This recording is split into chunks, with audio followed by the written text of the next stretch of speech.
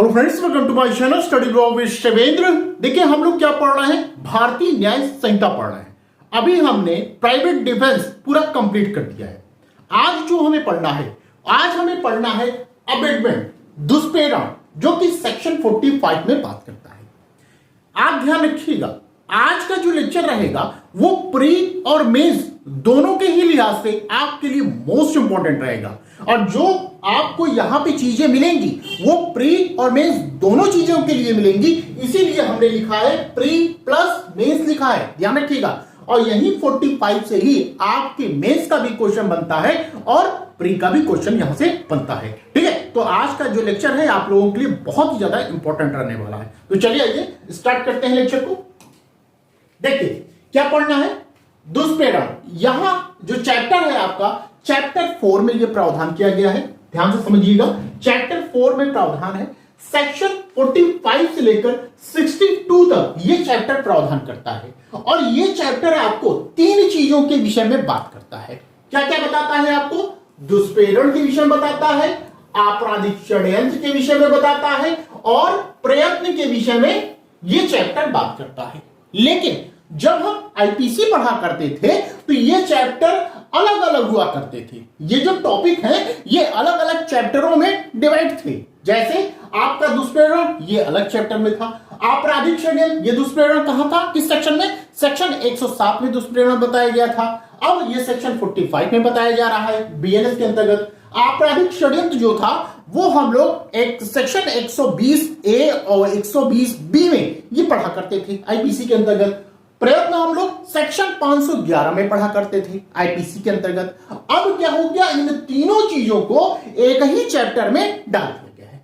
ठीक है, तो चलिए आइए आज हम बात करेंगे सिर्फ दुष्प्रेरण के विषय में, जो कि मोस्ट इंपॉर्टेंट आपका रहने वाला है। तो आज सिर्फ एक सेक्शन की बात होगी, ये कहने के लिए सिर्फ होगा, लेकिन यहां प्री और मेंस दोनों ही चीजें आपको यहां पर मिलेंगी। ठीक है, चलिए देखते हैं सेक्शन 45, जो कि हम पढ़ते थे कहां, सेक्शन 107 आईपीसी में। किसी बात का दुष्प्रेरण क्या होता है?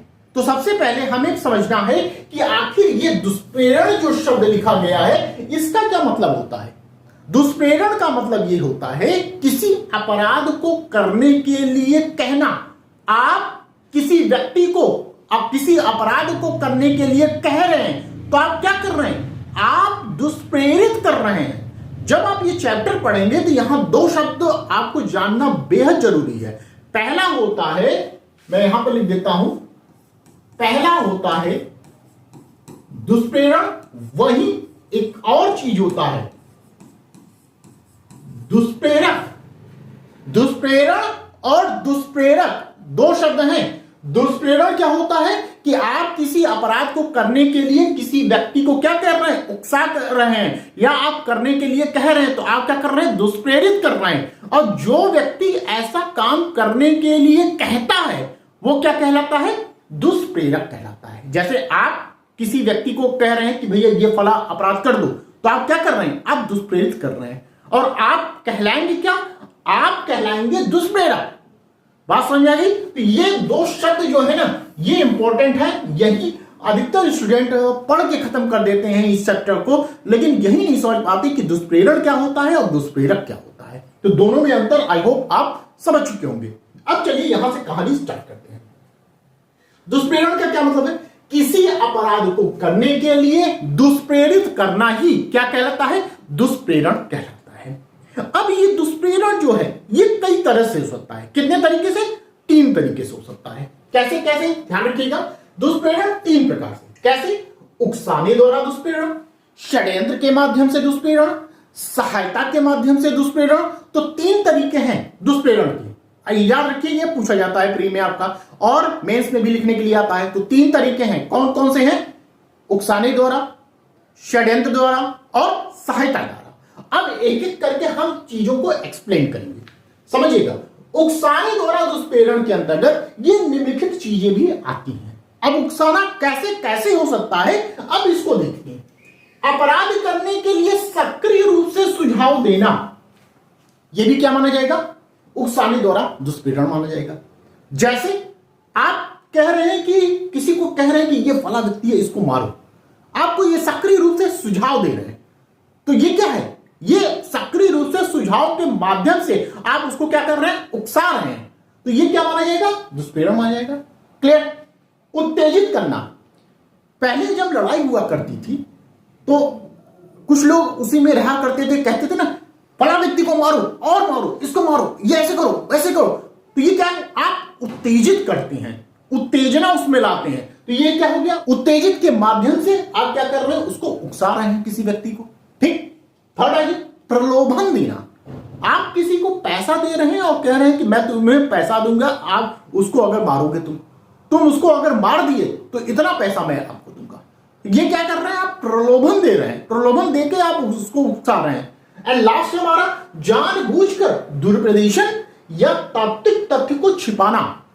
अब ये पॉइंट जो है हमारा, ये स्पष्टीकरण फर्स्ट के साथ हम लोग पढ़ा करते हैं। यहां सेक्शन 45 में 2 स्पष्टीकरण है, ये स्पष्टीकरण फर्स्ट के साथ पढ़ा जाएगा हम लोग। अब स्पष्टीकरण फर्स्ट में एक दृष्टांत है, इसी से ये चीजें पूरा क्लियर हो जाएंगी, इसीलिए मैंने इनको लाया है। यहां है क्या, जैसे ये क्या है, इनको नियुक्त किया जाता है किसको पकड़ने के लिए, ए नाम के व्यक्ति को पकड़ने के लिए। ठीक है, ये जाते हैं वारंट लेके इनको पकड़ने के लिए। अब वहीं पर बी नाम का व्यक्ति था। ठीक है, ये कहता है इनसे कि भैया ये जो सी है यही ए है, जबकि जो सी था वो ए नहीं था। ध्यान से समझिए, ये जाते हैं, लोक सेवक हैं, ये पकड़ने जाते हैं ए को, वहीं खड़ा बी नाम का व्यक्ति था। बी कहता है कि भैया जो सी है वही ए है, मतलब क्या कर रहा है, तात्विक तथ्य को वो छिपा रहा है, और जो लोक सेवक है इनके द्वारा सी को पकड़ा दिया जाता है। ए को समझ के ये पकड़ लेते हैं कि सी ही क्या है, ए व्यक्ति है। तो इसने क्या किया, बी ने क्या किया, बी ने उकसाने द्वारा दुष्प्रेरण यहां पर किया है। ठीक है, क्लियर, यही आपका स्पष्टीकरण फर्स्ट कहता है। ठीक, आगे चलते हैं। अब देखिए यहां हमने 3 लिखा है प्रकार, उकसाने द्वारा, षड्यंत्र के माध्यम से, सहायता के द्वारा। अब उकसाने द्वारा हम देखते हैं, एक एक करके चीजों को हम क्लियर करते हैं। उकसाने द्वारा, मात्र सलाह देने से उकसाना गठित नहीं होता है। सिर्फ सलाह दे दें आप तो वह उकसाना गठित नहीं होगा। जैसे ए कहता है बी से कि भाई मेरा आशय यह है कि मैं सी की आज हत्या कर दूं, सी की क्या कर दूं, हत्या कर दूं। तो बी कहता है कि भाई तुम्हारी मर्जी, जैसा मन करे वैसा करो। तो बी क्या किसी अपराध का दोषी होगा यहां पर? नहीं, बी यहां किसी अपराध का दोषी नहीं होगा। ठीक है, तो ये मात्र सलाह देना, तो मात्र सलाह देने से उकसाना घटित नहीं होगा, क्योंकि ये क्या कह रहा है, ये कह रहा है जैसी तुम्हारी मर्जी हो वैसा तुम कर लो भाई। ठीक है, तो ये यहां आपका कोई अपराध घटित नहीं होगा। लेकिन ध्यान रखिएगा, किंतु सलाह सक्रिय सुझाव का रूप धारण कर ले तो ये उकसाना माना जाएगा। जैसे यहां पर एक केस लॉ है, नजीर अहमद का मामला है। यहां पे कहा गया कि एक व्यक्ति आता है, मकान मालिक के पास दौड़ के आता है और कहता है कि जो किराएदार होते हैं वो पीटने के योग्य होते हैं। और मकान मालिक ने क्या किया कि वो अपने ऊपर ले लिया, उन्होंने उस बात को बड़ा गंभीरता पूर्वक ले लिया और गए अपने किराएदार को पीट दिए। तो वो सुझाव क्या था, वो सक्रिय सुझाव था।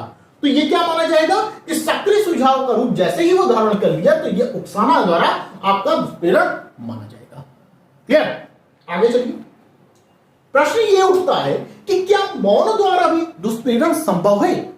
देखिए जो मैं पढ़ा रहा हूं ना, ये आपका यहां से मेंस का एक भी क्वेश्चन यहां से बाहर नहीं जाएगा। ठीक है, ये आप देख लीजिएगा, विगत वर्षों में भी जब भी क्वेश्चन आया होगा, आप जितना मैं पढ़ाऊंगा यहां से बाहर नहीं जा पाएगा। प्री की तो बात ही छोड़िए, मेंस बाहर नहीं जाएगा। तो क्या कह रहे हैं, क्या मौन द्वारा भी दुष्प्रेरण संभव है? बिल्कुल संभव है। क्वीन वर्सेस मोहित का वाद हम लोग पढ़ते हैं, मोस्ट इंपॉर्टेंट आपका केस लॉ है क्वीन वर्सेस मोहित का वाद। इसमें क्या होता है, एक स्त्री होती है, वो सती होने के लिए जाती है और पूरा भीड़ का जत्था पीछे चला आ रहा है। कुछ लोग उसे में क्या क्या कह रहे हैं, जय श्री राम ऐसे करते हुए नारा लगाते हुए चले जा रहे हैं। और वो नारा कहां तक जा रहे हैं, चिता तक जा रहे हैं उसके। देखिए उसमें 5-6 लोग क्या है कि जय श्री राम कह रहे हैं, लेकिन कुछ लोग जो है शांत मुद्रा से बस चले आ रहे हैं। क्योंकि भीड़ चली आ रही है तो वो भी क्या कर रही है, ये उकसा रही है उस स्त्री को कि वो चिता में चल जाए और वो क्या हो जाए, सती हो जाए, आग लगा ले अपने आप को। सती क्या होता है कि एक चिता बनी होती है, वहां पर स्त्री क्या होती है, बैठ जाती है, अग्नि जो कुंड की तरह होता है उस पर बैठ जाती है, तो उसी कहते हैं हम सती हो गई। तो ये सती होने के लिए जो लोग हैं, जो भीड़ है, वो क्या कर रही है, वो उकसा रही है। ठीक है, तो ये माना गया कि क्या मौन द्वारा भी दुष्प्रेरण संभव है। ठीक है, केस का नाम याद रखिएगा, मोस्ट इंपोर्टेंट है, क्वीन वर्सेस मोहित कौर। नेक्स्ट आइए, उकसाने द्वारा दुष्प्रेरण का पूरा होना। कहा जा रहा है कि जैसे ही आप किसी अपराध को करने के लिए दुष्प्रेरित करते हैं किसी व्यक्ति को, वैसे ही आपने अपना काम पूरा कर दिया। अब दूसरा पर्सन उस अपराध को करे या ना करे वह कोई फर्क नहीं पड़ता। जैसे ये मान लीजिए ए नाम का व्यक्ति है, इसको आपने कहा कि बेटा बी तुम जाओ सी की हत्या कर दो, मर्डर कर दो। किसका, सी का है, कर दो। अब बाद में ए मना भी कर दें तो भी कोई फर्क नहीं पड़ेगा। ठीक है, मतलब यहां ए का कार्य क्या हो गया, ए ने उकसा दिया है क्या करने के लिए, बी को उकसाया है सी को मर्डर करने के लिए। ठीक है, इनको खत्म करने के लिए। अब यहां बी चाहे वो मर्डर करें या ना करें, फिर भी यहां पर ए जो है वो किस अपराध के दोषी होंगे, उकसाने द्वारा दुष्प्रेरण के दोषी होंगे। अब बी के ऊपर ये नहीं रहेगा कि भी मर्डर करेंगे तभी ये होगा, नहीं, ये इन्होंने उकसा दिया, काम इनका खत्म। अब चाहे बी वो काम करे या ना करे, फिर भी वो ए क्या होंगे, लायबल ठहराए जाएंगे। ठीक है, क्लियर, आगे चलते हैं। अब देखिए यहां तक चीजें अगर आपको समझ में आ रही है तो प्लीज वीडियो को तो लाइक कर दिया करिए और फ्रेंड सर्किल में शेयर कर दीजिए। साथ ही साथ नए हैं आप तो चैनल को सब्सक्राइब करना तो बिल्कुल ना भूलिए। और यदि आपको क्लास ज्वाइन करना है, इससे पहले की क्लास देखना है, और अगर आप इसके बाद वाली क्लास देखना चाहते हैं, अर्थात सेक्शन 45 के बाद वाली आपको क्लास चाहिए, तो इसके लिए आपको क्लास ज्वाइन करना होगा। कैसे करेंगे क्लास ज्वाइन, तो इस नंबर पर आप कॉल कर सकते हैं, व्हाट्सएप कर सकते हैं, क्लास को ज्वाइन कर सकते हैं। साथ ही साथ ये हमारा टेलीग्राम ग्रुप है शिवेन लॉ स्टडी के नाम से, इसको भी आप ज्वाइन कर सकते हैं। क्लियर, चलिए आगे चलते हैं। अब देखिए क्या हो रहा है, पत्र द्वारा उकसाना। अभी देखिए हम उकसाना वाला जो मैटर है वही चल रहा है हमारा। तो पत्र द्वारा उकसाना, यहां दो केस है, इंपॉर्टेंट है। शिवदयाल मल का मामला है, कहा गया कि पत्र द्वारा दुष्प्रेरण का अपराध तब पूर्ण होगा जब पत्र में लिखी बातें पता चल जाए। जिसको आप पत्र लिख रहे हैं, आप जिसको आप उकसा रहे हैं, अगर जो व्यक्ति पा रहा है, पढ़ ले रहा है, तभी वो अपराध पूर्ण माना जाएगा, अन्यथा नहीं माना जाएगा। यही बात ये यहां पर कह रहे हैं। किस केस में है याद रखिएगा, शिवदयाल मल का मामला कहां से संबंधित है, पत्र द्वारा उकसाने से संबंधित है। पूछा जाता है कि ये केस लॉ किससे संबंधित है, ऑप्शन दे दिया जाएगा, तो ये याद रहे पत्र द्वारा उकसाने से संबंधित है। ठीक है, कहा गया पत्र द्वारा दुष्प्रेरण का अपराध तभी पूर्ण होगा जब पत्र में लिखी बातें उसे पता चल जाती हैं, तभी पूर्ण होगा। नेक्स्ट, इसी के बाद दूसरा केस आता है, राइन्सफोल्ड का मामला आता है। इसमें कहा गया यदि पत्र कभी भी नहीं पहुंचता ही नहीं जहां आपने भेजा है, तो वह दुष्प्रेरित करने का प्रयत्न मात्र होगा, दुष्प्रेरण नहीं माना जाएगा। क्लियर, तो पत्र द्वारा उकसाना में दो केस लॉ हैं आपके, याद रखिएगा, शिवदयाल मल का मामला है और राइन्सफोल्ड का मामला है। ठीक है, आगे चलते हैं। अब देखिए पहला जो था हमारा उकसाने द्वारा दुष्प्रेरण, ये कंप्लीट हो गया। नेक्स्ट आइए, षड्यंत्र के माध्यम से दुष्प्रेरण। ये क्या है, इसमें कहा गया षड्यंत्र के माध्यम से दुष्प्रेरण तब होगा जब दो या दो से अधिक व्यक्तियों के बीच एक षड्यंत्र हो। कितने लोग होने चाहिए, दो। अकेला आदमी तो षड्यंत्र करेगा नहीं, कम से कम तो दो होंगे तभी तो षड्यंत्र होगा। तो दो या दो से अधिक व्यक्तियों के बीच क्या हो, षड्यंत्र होना चाहिए। और याद रखिएगा यहां शब्द और है, या नहीं लगाया गया। और षड्यंत्र के अनुसरण में कोई कार्य या अवैध लोप घटित हो, अर्थात सिर्फ षड्यंत्र ही न हो बल्कि षड्यंत्र के अनुसरण में आपने वो कार्य भी किया हो, वो एक्ट भी किया हो, तभी ये आपका षड्यंत्र के माध्यम से दुष्प्रेरण माना जाएगा। क्लियर? कि भाई दो लोग मिलके ये योजना बना रहे हैं कि फला व्यक्ति को मारना है या फला व्यक्ति की गाड़ी चोरी करना है, तो योजना बना लिए, ठीक है, उसके बाद आप क्या कार्य करिए, मतलब गाड़ी चोरी करिए या उसको मारिए, ये काम करिए, तभी आपका इसके अंतर्गत आएगा। षड्यंत्र के माध्यम से दुष्प्रेरण तभी कहलाएगा, अन्यथा नहीं कहलाएगा। ठीक है, तो षड्यंत्र ही खाली जरूरी नहीं है, उसके आगे आपको कार्य भी करना होगा, ये ध्यान रखिएगा। अब आप मुझे बताइए कि ये कार्य शब्द कहां पढ़ते हैं आप? डिफिनीशन में कहां बताया गया कार्य, और लोप को कहां बताया गया है? याद है आपको? कार्य को बताया गया है सेक्शन 2 के क्लॉज 1 में बताया गया है, वहीं पर लोप को कहां बताया गया? सेक्शन 2 के क्लॉज 25 में बताया गया। एक बार जरूर चेक कर लीजिएगा, बेयर एक्ट निकाल के। हो सकता है कि मुझसे भी गलती हो जाए, तो कृपया करके बेयर एक्ट निकालिएगा, एक बार पन्ना जरूर पलटिएगा। आप लोग भी थोड़ा सा मेहनत कर लीजिएगा, गलत होगा तो थोड़ा सही कर लीजिएगा। ठीक है, चलिए, तो ये हुई बात किसकी? षड्यंत्र के माध्यम से दुष्प्रेरण। अब आइए लास्ट, सहायता के माध्यम से दुष्प्रेरण कैसे होगा? सहायता के माध्यम से जब आप दुष्प्रेरण पढ़ते हैं तो स्पष्टीकरण 2 को साथ लेके पढ़ेंगे आप। अब देखिए कैसे आप स्पष्टीकरण को मैच कर रहे हैं, ये भी कला होनी चाहिए आपके पास। स्पष्टीकरण फर्स्ट हमने पहले पढ़ लिया, किसके साथ लगा के हमने पढ़ा है? स्पष्टीकरण फर्स्ट, स्पष्टीकरण फर्स्ट यहां पर जानबूझ के डिप्रेशन या तथ्य को छुपाना, इसके साथ हमने स्पष्टीकरण फर्स्ट को पढ़ा। अब स्पष्टीकरण सेकंड जो हम पढ़ रहे हैं वो कहां है? सहायता के माध्यम से दुष्प्रेरण में स्पष्टीकरण सेकंड को पढ़ रहे हैं।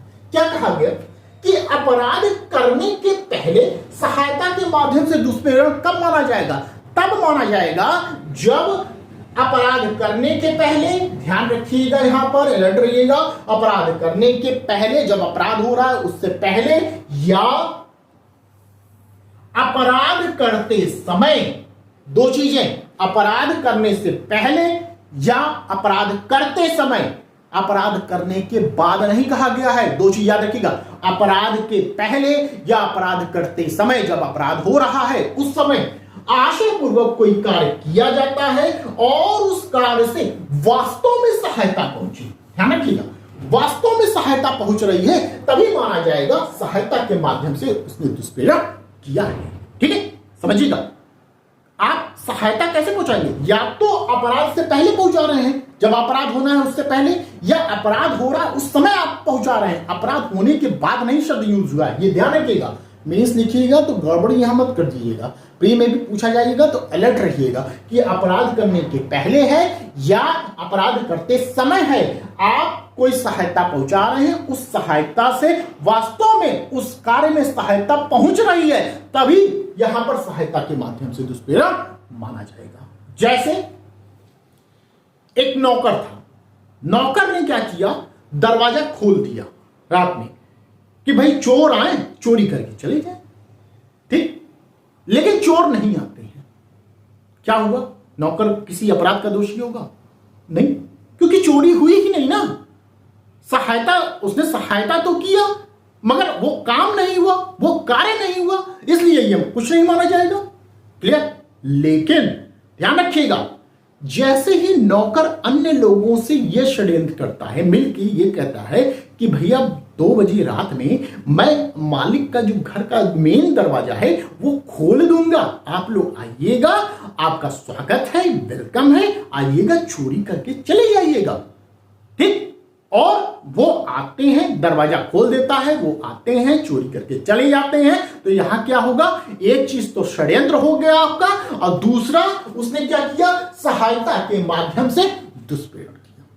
ठीक है, एक तो षड्यंत्र, लोगों से मिलके ये अपना पूरा प्लान बनाया, फिर क्या हुआ? दूसरा सहायता के माध्यम से यहां पर दुष्प्रेरण हो गया है। ठीक है, क्योंकि भाई दरवाजा खोला तभी तो वो आए, तो ये सहायता किया उसने, तो ये आपका सहायता के माध्यम से दुष्प्रेरण हो गया।